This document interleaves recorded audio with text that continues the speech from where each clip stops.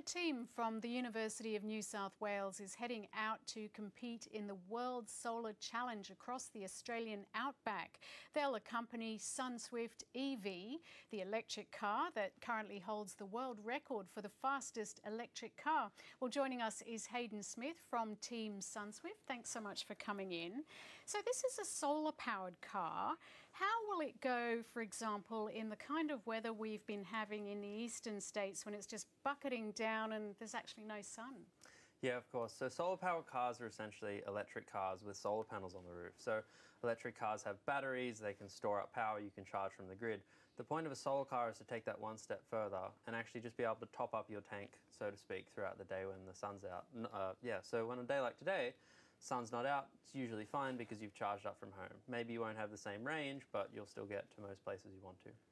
The car is already, I think it's the world record holder in terms of speed. I think it was about 100 k's per hour. There are lots of other teams from the US, Netherlands, UK, Germany. I mean, there's big bucks put into this whole electric car market. What's different about the Australian car? Yeah, so as you said, we have the world record for the fastest electric vehicle over a 500-kilometre distance.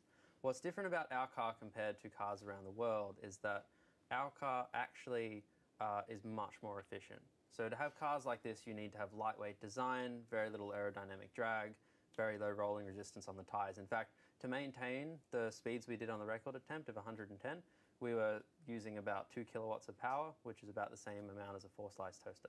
So what is your challenge? How do you make the car better, more efficient, more marketable? Yeah, of course. So from an engineering standpoint, we always want to make it lighter, we want to make it smoother through the wind so it consumes less power. And from a marketability standpoint, we're trying to actually, bring it to a level of aesthetic design and, appeal so that people look inside our car and they say, wow, I really want to drive this. It's not just a student-built race car, but it's actually a production car.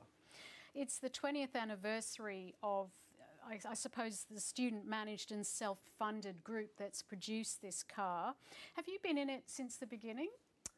No, thankfully not. You'd have been very small. No, I'm only 22 myself, so that'd be quite an early start. I started at the end of 2013, beginning of 2014. There's quite a legacy of a number of quality students who've helped build this team up over the years. Yeah, so what has been the sort of key to its success? Because obviously it's got a group and a history of very passionate people.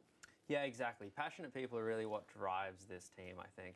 Since 1995, we've had, 20 or so people a year building these cars, racing them across the country and passing that knowledge on to newer people to build slightly better cars, iterative design like that. So I think it's really just passion that gets behind it. We don't get extracurricular credit, so much. We don't get paid for what we do. So we're a group of students who really love what we do, and I think that helps motivate us all. How has the technology changed over the past 20 years?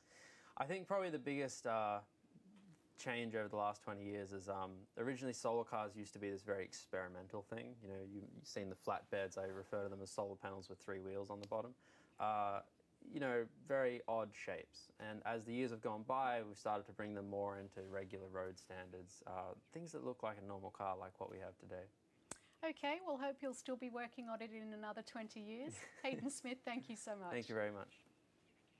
Stay